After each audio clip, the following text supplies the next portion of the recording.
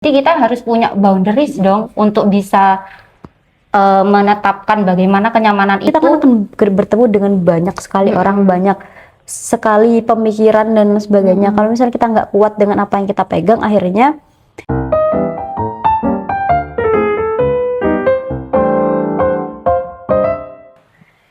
Assalamualaikum warahmatullahi wabarakatuh. Waalaikumsalam warahmatullahi wabarakatuh. Halo teman-teman, welcome to Ruang Tengah.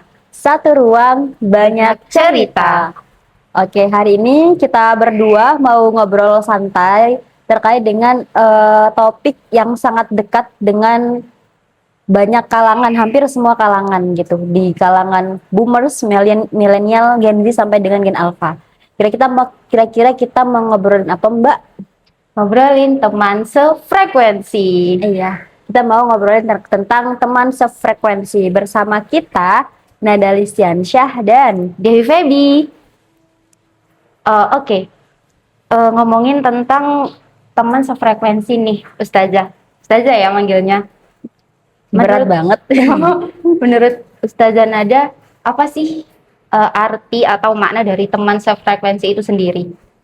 Oke, kalau misal kita ini ya tilik gitu kan, sekarang tuh banyak banget rasanya kita harus mencari teman, apalagi kan usia-usia remaja seperti kita yang umur 20 tahunan gitu Mbak. Kita harus berpapar dengan banyak orang, kita bertemu dengan banyak orang gitu, tapi kan akhirnya nggak semua orang itu bisa cocok gitu dengan kita. Dan kalau misal aku sendiri mengartikan teman sefrekuensi itu apa sih gitu, teman sefrekuensi itu menurutku adalah sinyal ya Mbak. Oh, Sinyal, terkait dengan sinyal. Jadi ketika kita punya sinyal dan sinyal itu bisa tertangkap dengan orang itu, maka di situ rasanya akan menjadi sefrekuensi. Jadi tidak melulu apakah teman sefrekuensi itu harus sama dan tidak boleh beda gitu. Menurut aku enggak juga sih, karena di beberapa momen pun sebenarnya kita bisa sefrekuensi, tapi sebenarnya kita juga beda. Dalam beberapa hal kita beda, tapi juga ada di beberapa hal kita juga sama gitu. Jadi mungkin terkait dengan sinyal aja sih ya. Jadi kalau misalnya kita ketemu sama orang, terus sinyal kita sampai dan rasanya itu ketika ketemu sama dia, it's naturally aja gitu. Kita bisa jalan, kita bisa berteman tanpa harus memaksakan apapun. Kayak contoh, gak harus memaksakan aku ntar lagi ngobrolin apa ya, terus kayak mikir banget ntar lagi bahas apa ya, gimana ya kalau kita agar caranya dia bisa nyaman sama aku, kita bisa nyambung, nggak usah ada pikiran gitu, kita ketemu tiba-tiba nyambung aja. Itu sih menurut aku. Kalau Mbak Devi, Kak panggilnya Mbak aja deh kayaknya. iya, kayaknya Mbak Nada ya jadinya gitu. Oke. Kenapa? Kalau Mbak Devi sendiri mengartikan teman sefrekuensi itu gimana versinya Mbak Devi? Tadi aku nangkep kan Mbak Nada bilangnya teman sefrekuensi itu nggak harus sama kan apa-apa. Kita bisa aja beda di satu sisi, tapi nanti kalau ketemu sinyalnya bisa nyambung. Iya. Nah, kalau dari aku sendiri, teman sefrekuensi itu benar, memang nggak harus semuanya sama, tapi kita itu punya nilai yang sama. Punya nilai yang Ya, sama. jadi dalam memandang sesuatu itu kita punya nilai yang sama gitu loh. Misalnya kita mungkin hobinya berbeda. Kayak satu hobinya olahraga, satunya traveling, atau mungkin baca buku. Tapi kita memandang suatu hal itu sama. Misalnya tentang kedisiplinan, tentang bagaimana mengatur suatu hal gitu. Jadi menurutku teman sefrekuensi itu adalah ketika kita mempunyai nilai yang sama dalam memandang sesuatu. Kayak gitu. Itu maknanya lebih deep lagi gitu ya Mbak. Jadi kayak kalau misalnya kita udah bilang nilai dan juga value itu kan udah ngomongin orang ya, ngomongin bagaimana kita gitu. Jadi memang kalau misal sudah secara value itu sama, pasti akan sefrekuensi. Oh gitu. Bahwasanya sefrekuensi itu tidak harus sama dalam segala aspek. Iya betul. Ya, jadi mungkin ada, kalau Mbak Devi itu adalah ada satu nilai yang mau sama-sama diperjuangkan. Gitu. Ada value dari value diri kita tuh sama gitu. Kalau misal aku kan mungkin lebih ke gimana orang lain tuh menangkap sinyal dari aku gitu. Karena memang itu relate ya. Karena memang di beberapa pertemananku memang akhirnya nggak semua itu sama gitu Mbak. Kita mungkin ya ada yang beda pendapat, ada yang beda karakter, bahkan tadi yang dijelaskan kan. Tapi ketika ada perbedaan karakter itu yang membuat hidup kita itu lebih berwarna gitu sebenarnya. Kayak malah perbedaan itu yang menyatukan. Ini Mbak Nada, tadi kan kita sudah membahas tentang makna dari teman sefrekuensi itu sendiri. Next pertanyaannya adalah, kenapa sih kita itu harus punya teman sefrekuensi? Oke. Kenapa akhirnya kita harus punya teman sefrekuensi ya? Karena kalau misal kita bicara kita sebagai seorang manusia, kita kan tidak akan hidup sendirian Mbak ya. Kita butuh terpapar dengan orang lain, kita butuh bersosialisasi, se-introvert apapun kita gitu. Pasti di dalam diri kita ada jiwa extroversionnya gitu. Maka kita perlu berteman. Dan kenapa harus sefrekuensi?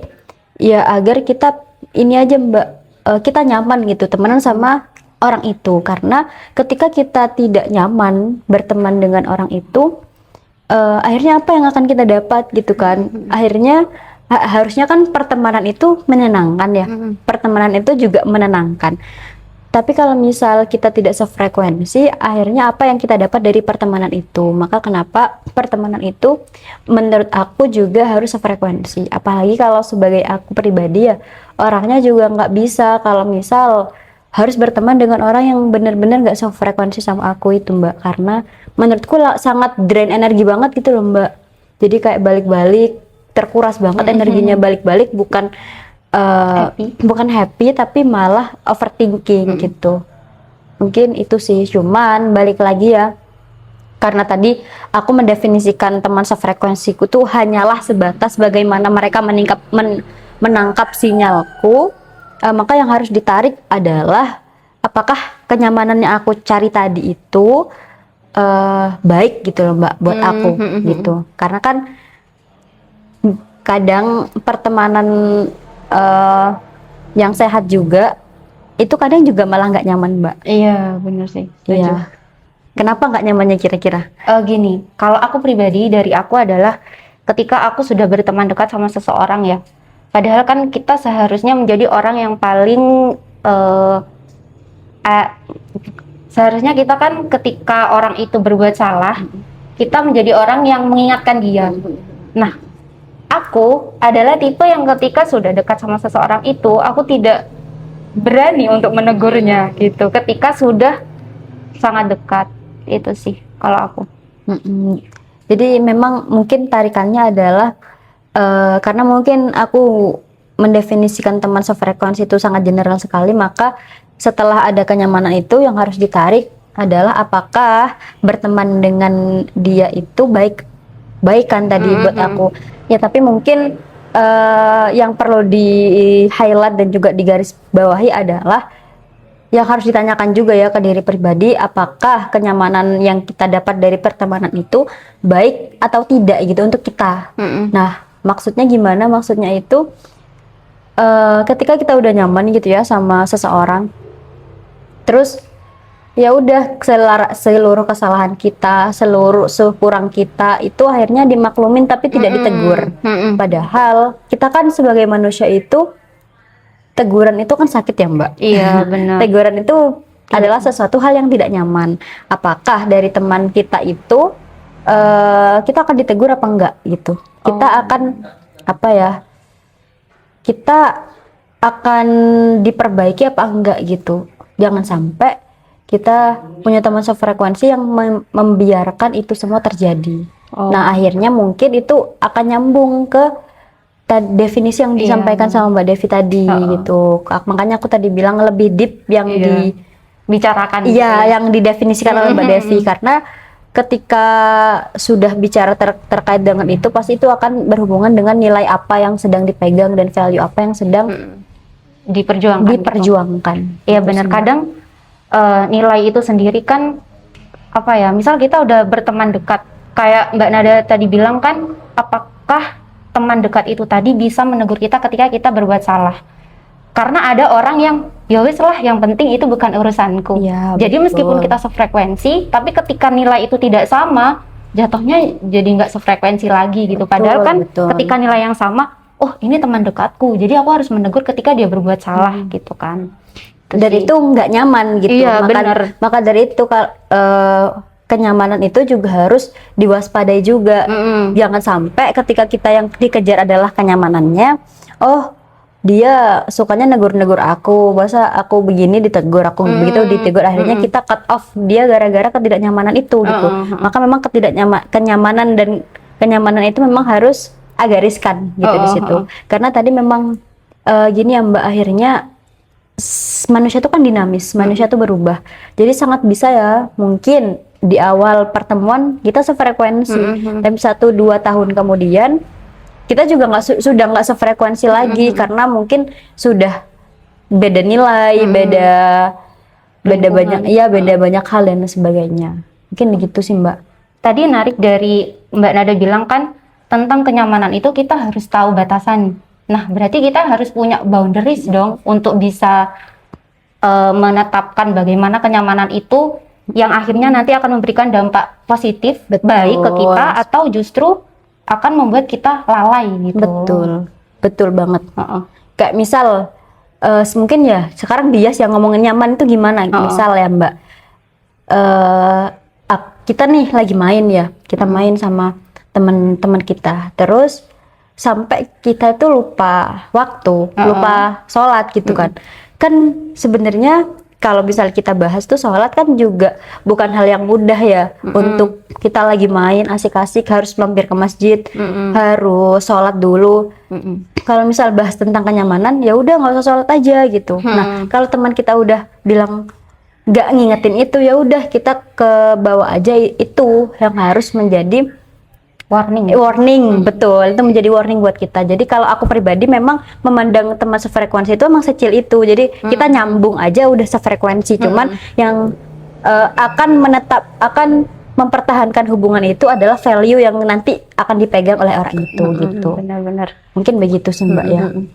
Jadi setuju sih, memang kita itu sefrekuensi untuk kenyamanan, tapi kita juga harus tahu boundaries nyamannya itu bagaimana. Apakah itu nanti akan membuat kita lalai atau semakin baik gitu. Jadi kan kalau menurutku ya mungkin ini karena memang lebih terkhusus gitu kan makna dari aku gitu. Emang beda, maksudnya dari secara definitifnya kita memaknainya beda. Cuman tetap akan nyambung gitu loh. Karena kan memang kalau mau frekuensi juga harus diawali dari sinyal kan. Betul. Bagaimana kita mau sampai ke nilai itu tadi kalau sinyalnya aja udah nggak nyambung dari awal gitu. Jadi soal boundaries itu tadi kan bener yang Mbak Nada bilang ya, ketika teman kita sudah memberikan warning yang kurang baik gitu. Kayaknya nih ya gitu. Terkait nilai-nilai yang kita pegang itu mungkin mungkin sudah tidak sefrekuensi gitu atau gimana?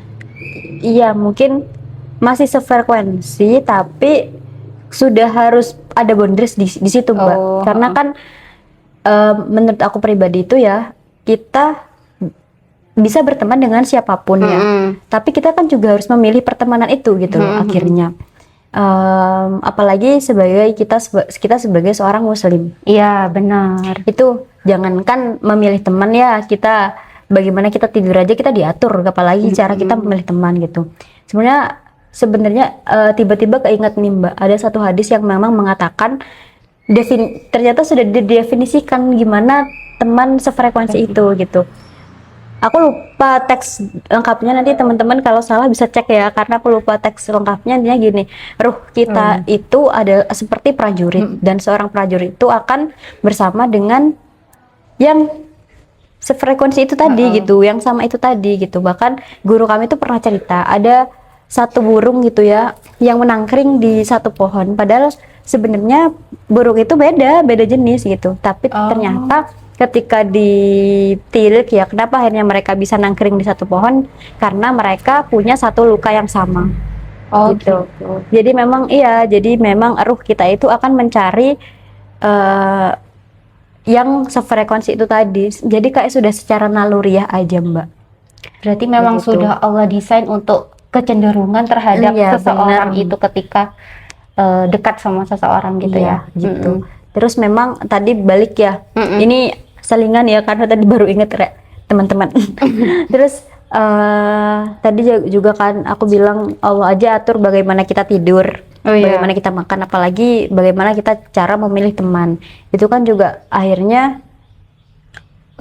Islam atur gitu, Mbak. Bener sih, karena pertemanan itu sangat berpengaruh gitu loh. Kita mau yang mewarnai atau yang diwarnai gitu loh. Betul sekali. Karena beneran akan saling berpengaruh satu sama lain gitu. Ada yang awalnya itu memang dia sudah menerapkan Islam dengan baik, tetapi ketika memilih lingkungan yang mungkin kurang baik, dia akhirnya qadarullah terjerumus ke situ gitu.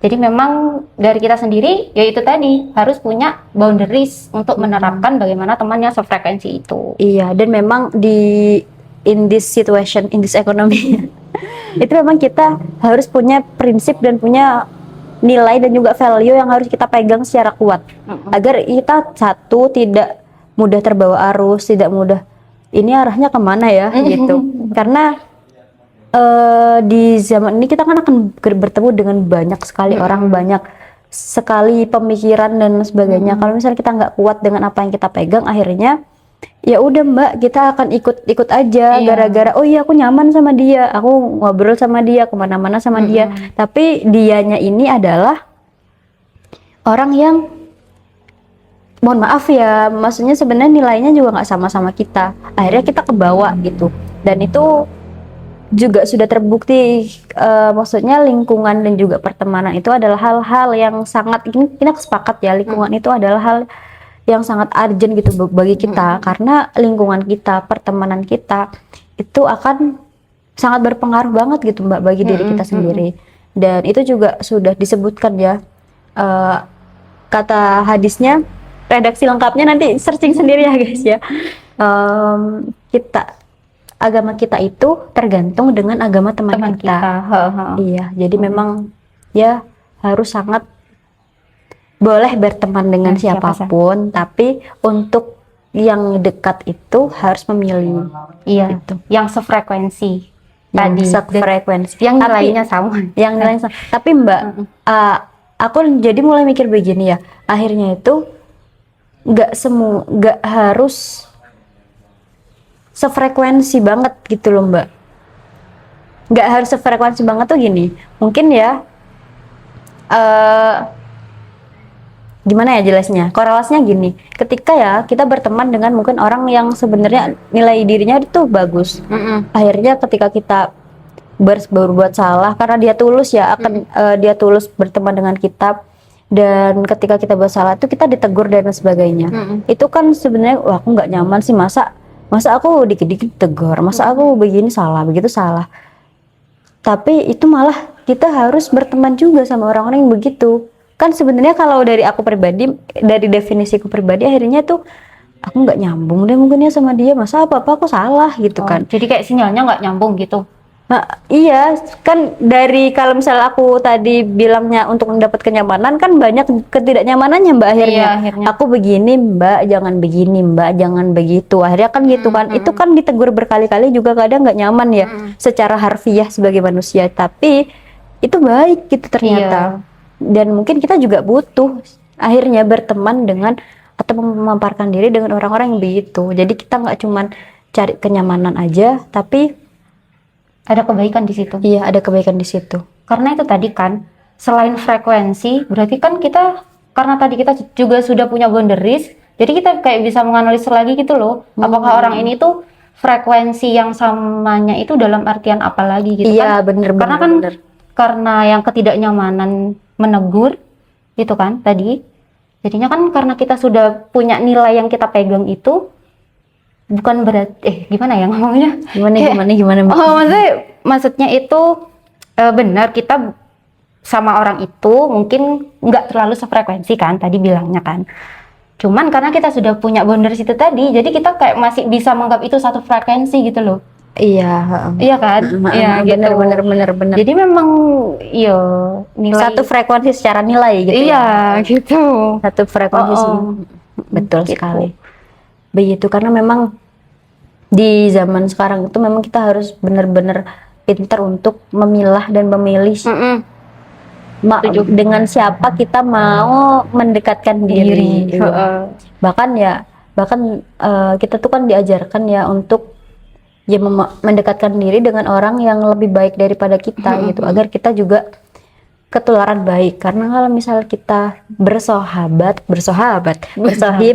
dengan orang yang kurang baik, maka kita juga akan ketularan Tidak baik. tidak baik juga, Mbak, gitu. Jadi kayak kita mentoleransi keburukan yang dia lakukan. Betul, gitu. akhirnya awalnya kita mentoleransi keburukan Keburukannya. dia, akhirnya kita oh ya udah kita menormalisasi itu Iya. ke diri kita sendiri. Ngikut deh. Ngikut gitu. deh gitu. Dan ada ya satu kisah juga yang aku ingat, ada salah satu sahabatnya Rasulullah namanya Uqbah.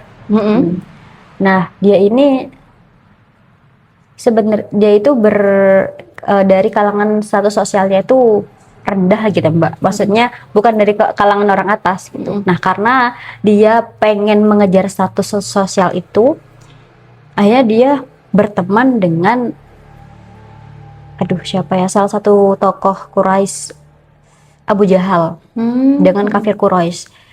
Untuk apa? Untuk mengejar status sosial. Agar status sosialnya dia itu adalah akan terangkat gitu.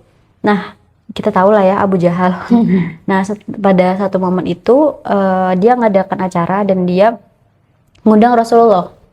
Rasulullah datang dan Rasulullah bilang gini, ketika dihidangkan tuh makanannya, Rasulullah bilang gini, aku tidak akan makan makananmu sampai kamu mengucapkan 2 kalimat syahadat. Karena Uqbah ini sebenarnya juga nggak semenolak itu ya ke Islam. Akhirnya dia mengucapkan 2 kalimat syahadat itu. Nah, terdengarlah berita ini ke Abu Jahal. Terus akhirnya Abu Jahal bilang gini kan, kayak bener kamu kemarin kamu mengingkari agama nenek moyangmu, kamu mengucapkan 2 kalimat syahadat gitu. Terus katanya Uqbah, karena dia kan pengen banget mempertahankan status pertemanannya itu gara-gara status sosial itu. Akhirnya dia bilang kayak, enggak kok, iya aku emang ngomong, cuman itu buat ini aja, buat apa, bohongan aja ini Apen-apen iya gitu. Terus si Abu Jahal kan nggak percaya ya gitu, nggak percaya sampai sampai kamu apa ya, intinya kalau kata Abu Jahal tuh suruh menghina Rasulullah gitu. Akhirnya dia lakukan gitu. Dan akhirnya kan sebenarnya dari hati nuraninya dia nggak mau kan menghina Rasulullah. Bahkan dia sudah ada sedikit percikan atau spark untuk dia mau masuk Islam sebenarnya, tapi gara-gara pengaruh dari si Abu Jahal itu akhirnya dia melakukan tindakan yang ya tidak sesuai dengan hati nuraninya. Fatal ya. Berarti memang sedahsyat itu dari pertemanan dari lingkungan dan lingkungan kita. Begitu. Bahkan kalau misal ini aku juga baru inget ya, aku juga pernah baca kisah kalau nanti di akhirat kita itu salah satu yang bisa nolong kita kan adalah teman yang soleh. Iya, tapi yang bisa menjebloskan kita ke neraka juga teman yang tidak soleh. Maksudnya teman yang salah gitu. Maksudnya kayak loh, ya Allah, kok dia masuk surga? Wong dia dulu nggak sholat sama aku gitu. Harusnya dia di neraka dong sama aku gitu. Kan sangat mengerikan ya gitu. Dulu aku nggak sholat sama dia nggak ngingetin aku, kita dulu maksiat bareng. Kok dia di sana, gue di sini gitu. Berarti memang ya efek dari pertemanan itu nggak cuma di dunia gitu loh. Akan ada akhirat nanti yang pilihannya itu kita tentukan sekarang. Apakah kita mau memilih teman yang sefrekuensi dan memberikan kebaikan kepada kita, atau ya itu tadi memilih teman yang salah kayak kisahnya siapa? Kisahnya Uqbah dan Uqbah yang padahal sudah bersyahadat kan, maksudnya sudah Islam, tapi karena dia mempertahankan pertemanan itu tadi membuat dia melakukan kesalahan yang fatal. Itu gitu. Jadi mungkin akhirnya ya tarikannya walaupun mungkin akan sedikit menegasi apa yang aku sampaikan tadi ya Mbak, tarikannya setelah obrolan ini adalah mencari berteman itu memang butuh yang sefrekuensi, tapi mempertahankan pertemanan butuh teman-teman yang baik dan juga punya value yang mau kita pertahankan gitu. Jadi sangat mungkin di awal kita satu frekuensi, tapi di tengah juga kita harus bangun boundaries yang tepat gitu. Mungkin itu ya Mbak ya. Kalau dari aku ya, memang teman sefrekuensi itu jadinya pandangannya itu jadi lebih terkhusus gitu loh. Kayak punya nilai yang sama, akhirnya harus memberikan kebaikan ke kita. Kitanya juga harus punya boundaries gitu. Sedangkan yang Mbak Nadi bilang tadi kan memang lebih secara umum global, aja gitu, lebih general gimana kita nyambung ke orang aja.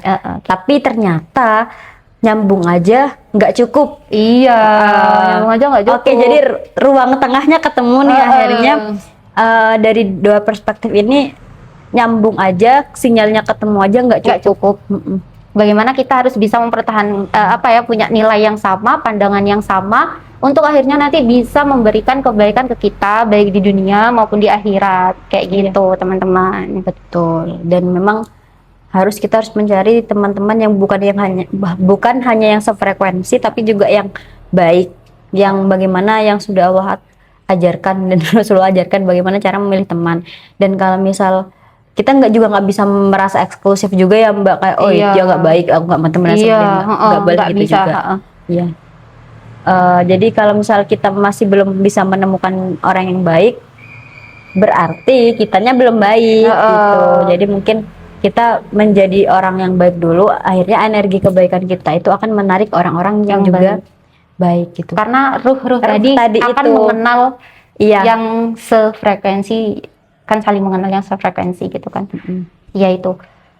Mungkin dari kita cukup ya, karena kan tadi bahas soal teman sefrekuensi, ini ngobrol santai aja. Mungkin bagi teman-teman yang relate atau ada yang ingin opininya disampaikan, bisa tulis saja di kolom komen gitu. Drop ya di kolom komen untuk gitu. Kita bahas lebih lanjut. Iya, untuk kita bahas kita diskusikan di kolom komentar, atau nanti kalau misal seru kita buatkan segmen baru. Iya. Gitu. Oke, mungkin itu dulu ya episode perdana Ruang Tengah hari ini, karena memang Ruang Tengah itu teman-teman kita mau mendengarkan banyak cerita dari berbagai perspektif, dan hari ini perspektifku dan perspektif Urstada Devi ternyata berbeda, tapi akhirnya kita sepakat pada satu tujuan gitu ya, pada satu kesimpulan bahwasanya teman satu frekuensi itu bisa bertemu di awal secara nyambung, secara sinyal, tapi tidak cukup dengan itu.